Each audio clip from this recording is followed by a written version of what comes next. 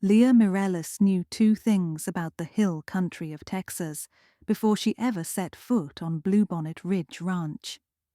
The springtime smelled like rain-washed sage, and the stars could outshine any city's neon.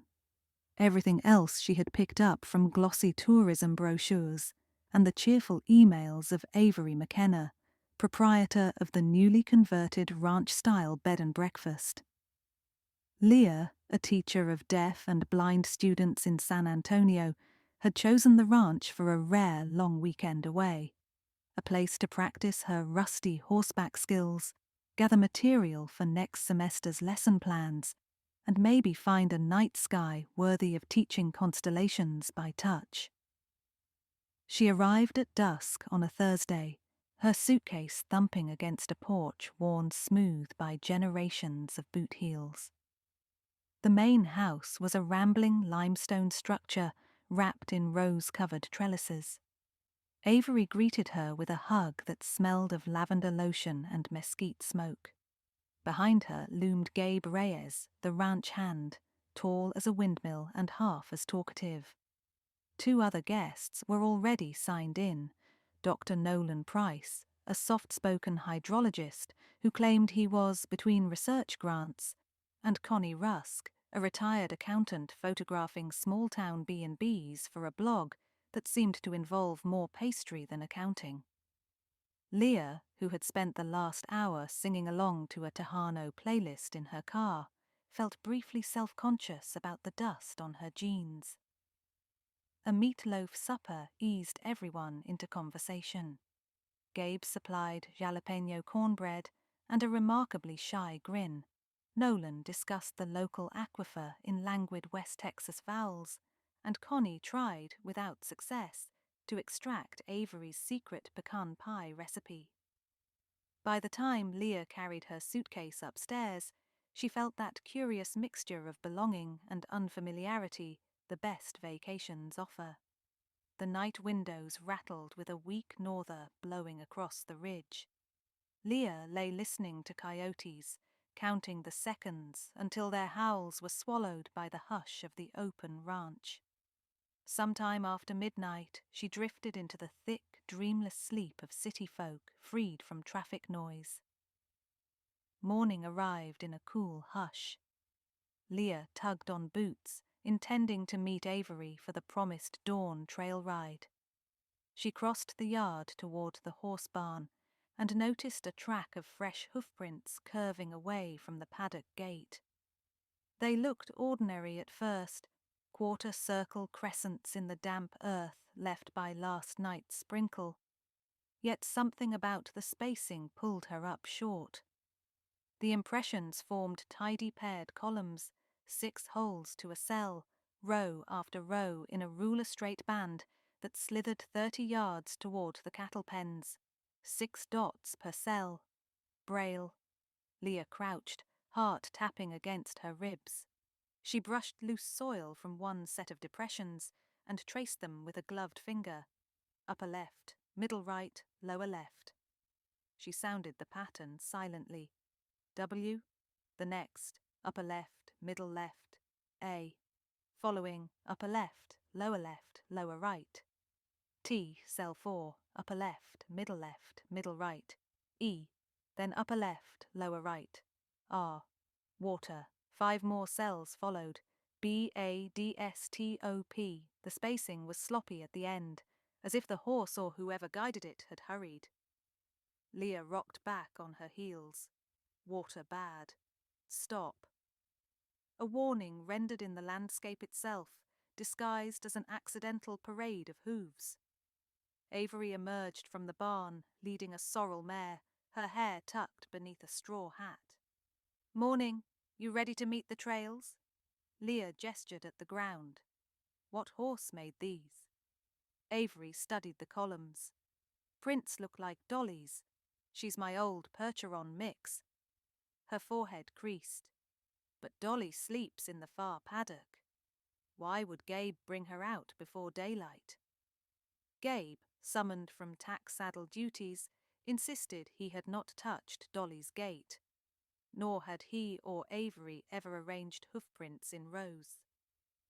Nolan strolled out in a sun-faded university t-shirt, hands shoved deep into his pockets, curiosity gleaming behind wire-rimmed glasses. Connie snapped pictures, already tasting the narrative of mysterious messages at Hill Country Hideaway. Leah kept quiet about reading Braille, unsure whether to sound brilliant or paranoid. Still, she urged Avery to hold the trail ride until she could examine the cattle's water troughs. Avery humoured her, maybe because Leah's confidence projected far beyond her 5'4" frame, or because a drizzle had begun to freckle the dust. They found the herd clustered around a cracked concrete tank fed by a windmill well. A pregnant heifer coughed, a wet, rasping sound, and staggered away with foam glistening under her muzzle. Avery's hand flew to her mouth. "Oh, Lord!" Gabe knelt, dipped a ladle, sniffed. An acrid chemical smell crawled up from the water, sharp as ammonia. He spat in disgust and kicked the trough over, sending polluted liquid sluicing through Bermuda grass. "That ain't right." Avery sent Connie to call the veterinarian. Nolan volunteered to drive into town for water testing kits, though he admitted the nearest lab lay an hour east in Fredericksburg. Leah wiped rain from her face and stared west at the ridge where the Braille tracks began. The hoofprints whispered disaster, but also intention. Someone had known the water was tainted, known and warned them under the veil of dawn. Who poisoned the trough, and who delivered the message? Over the next hours the ranch buzzed like a disturbed anthill. The vet arrived, treated the sick heifer, and collected samples. Avery phoned her insurance agent and the county sheriff. Rain thickened to a steady curtain, washing hoofprints into muddy scars. Leah sketched the patterns in her notebook before they vanished, then joined Nolan in the kitchen, testing coloured strips against a jar of water from the well. Nitrate levels screamed off the chart. "Pesticide contamination," Nolan murmured, face grim. "Somebody poured farm chemicals straight down that well pipe. Cheap, fast and dirty." Connie hovered, camera forgotten. "But why sabotage a B&B?" she asked. Avery sank onto a stool. Bluebonnet Ridge sits smack between two outfits that have wanted this acreage for decades. Caldwell Livestock borders us north. The Caldwell brothers keep offering to buy my pastures. There's also Mesa Cielo developers. They want to carve vacation lots out here. Leah tapped her pencil. "Either could benefit if your cattle die and the county condemns your water." Gabe slammed a cupboard. "Makes no sense. Poison's a felony and a sin." Leah agreed, yet somebody had tried exactly that.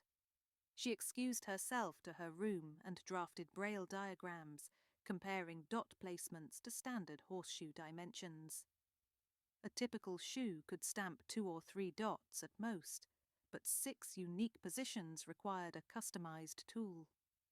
Her students routinely impressed Braille letters into clay with styluses. Why not weld raised metal pegs to a horse's shoe? Still, aligning letters over 30 yards demanded an intelligent hand. She wandered to the paddock to inspect Dolly's hooves. The mare blinked docilely while Leah lifted a foreleg. Sure enough, the shoe bore 6 welded pegs in the familiar Braille cell grid. Each peg had tamped a perfect dot. Leah's pulse fluttered. Someone here possessed deep Braille knowledge, access to a forge, and nighttime freedom. Avery appeared with halter in hand. Leah straightened. "Dolly's shoes are custom." "Gabe forged them," Avery said. "He does metal work." She paused, reconsidering. "But not like that. His shoes are smooth. Those studs weren't there yesterday." Leah weighed her next words. "I teach Braille. Those hoofprints spelled water bad stop. Whoever modified Dolly's shoes tried to warn you." Avery's eyes widened. Sweet glory. When Gabe arrived, Leah confronted him. palms squeezed around her hidden nervousness.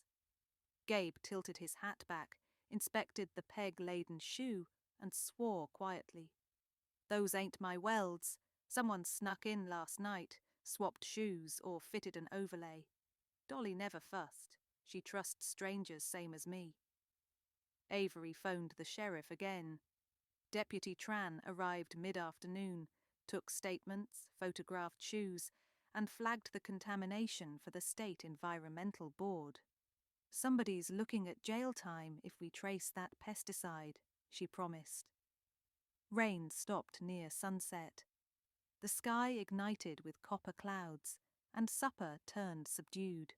Leftover brisket, cornbread, and the sort of silence that follows intrusion. Connie retired early to upload photos. Gabe prowled fence lines with a flashlight, searching for footprints beyond the barn. Nolan lingered beside the fireplace with Leah, rolling an empty coffee mug between his palms. "You deciphered the hoofprints quick," he said, voice low. "I noticed the pattern, but couldn't read it." "I teach blind kindergartners," Leah replied. "Instinct, I guess." A log popped, showering sparks up the flue. Nolan's gaze drifted to the dark window. Braille isn't common knowledge outside special ed circles. Whoever left that message expected only a handful of people might read it. You, maybe me. Leah scrutinized him. "You studied hydrology. Braille part of the curriculum?" "My sister is deaf-blind," he said softly. "I keep the code close." The confession warmed Leah toward him, yet also nudged suspicion. He possessed motive, a professional interest in water quality, and opportunity, the late-night hours when a guest could roam unchallenged. She retired to bed but lay awake, replaying the day's puzzle pieces. Dolly's modified shoe, Nolan's unexpected skill set, Gabe's blacksmith tools, Caldwell Livestock's relentless offers, Mesa Cielo's bulldozers parked beyond the ridge. Sometime after midnight, the windmill squealed, and she slipped downstairs. Outside, moonlight silvered wet grass. She heard faint clopping toward the well house, hoofbeats paced and deliberate. Leah followed, hugging porch shadows. By the trough, Dolly stood apparently alone, lifting each foot to stamp dots into moist loam. Leah crouched behind a mesquite trunk, mouth open. Someone invisible pastured the mare with reins tied loose around her neck. Letters bloomed, D-I-R-T, then a gap, then D-U-M-P, then B-Y, and an arrow shape. Dirt dump by... what? Dolly shuffled, uneasy, before the unseen handler whispered a soothing word.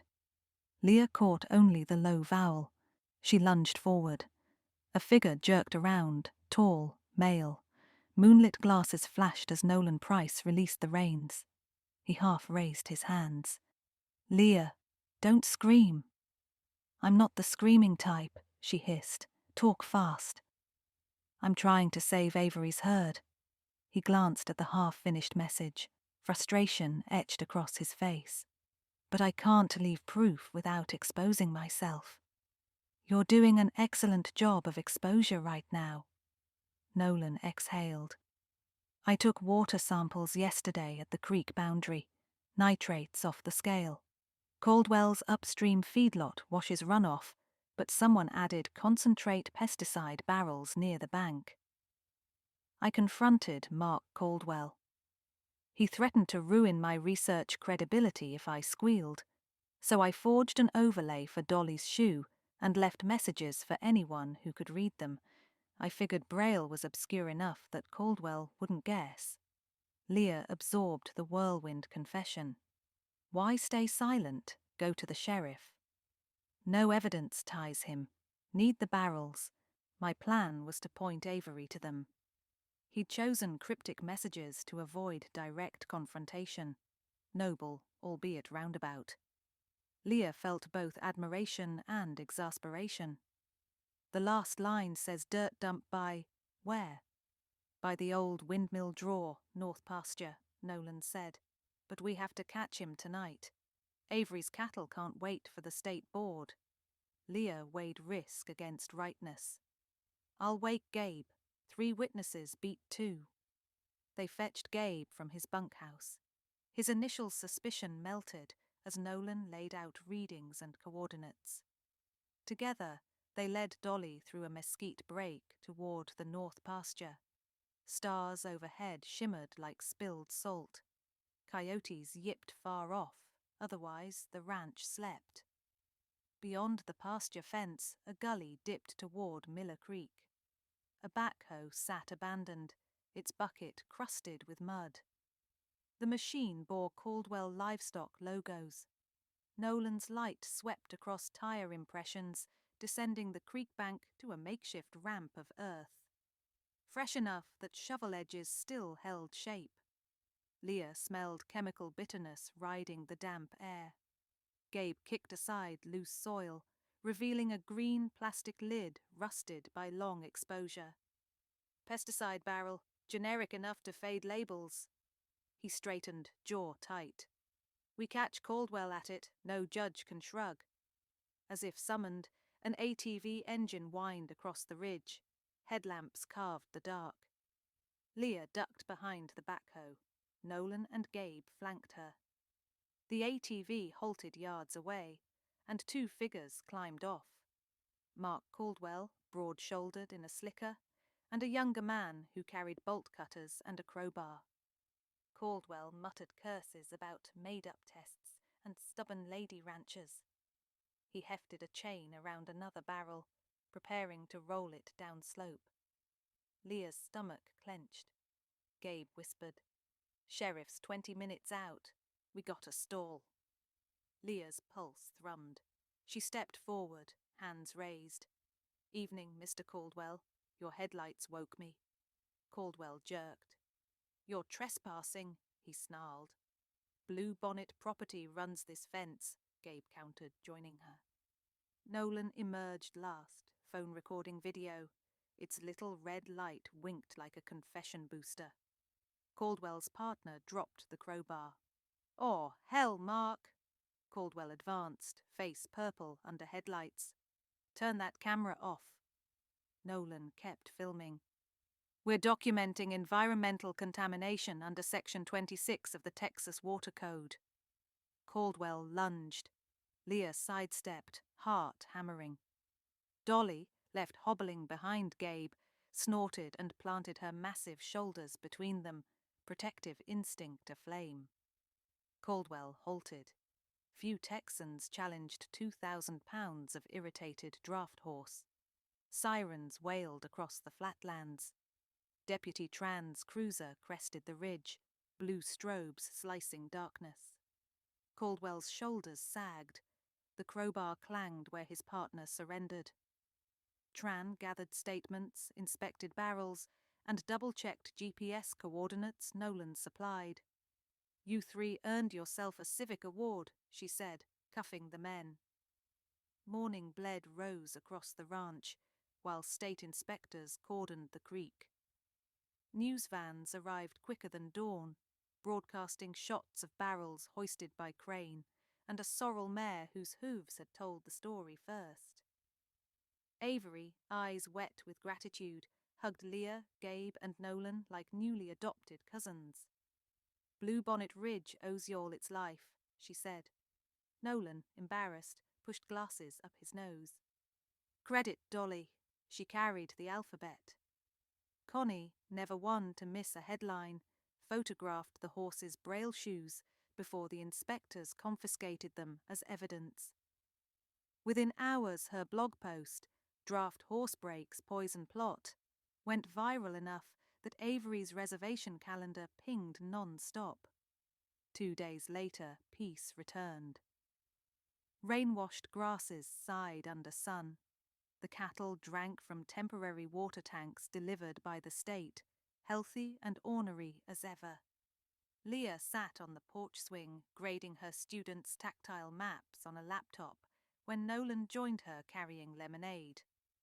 "I have to drive back to Austin tomorrow," he said. "My university invited me to present the case study." Leah nodded, reluctant about goodbyes. You'll be famous among hydrologists. He laughed. Small circle. Then quieter. I thought I'd swing through San Antonio next week. Maybe observe one of your classes. My sister could volunteer. Leah's smile widened. Bring her. My kids love guest speakers.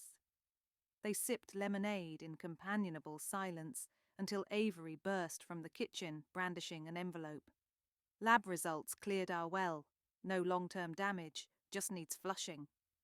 She pirouetted, giddy.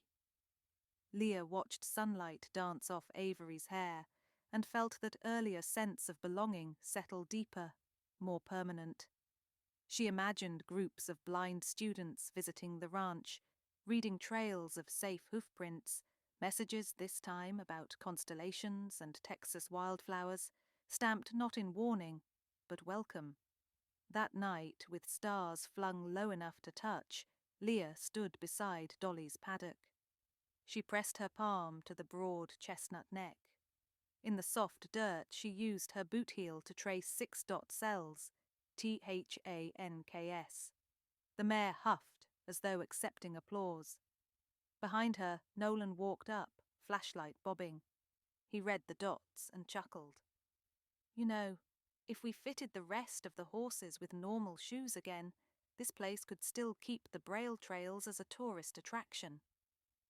Leah thought of her students feeling letters under their fingertips, finding clues across sunlit pastures. Mystery solved, she said. Now we can write a gentler story. He offered his arm. They strolled back toward the porch, where Avery's pie cooling on the windowsill scented the air with bourbon pecans. Somewhere beyond the ridge, new daylilies would soon bloom, fed by unpoisoned water, watched over by a mare who spoke in dots. The messages in the soil had started as a cry for help. They ended as an invitation.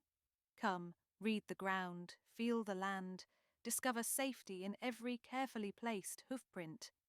And for Leah, a woman who navigated worlds mostly by listening and touch, the ranch felt less like escape and more like home.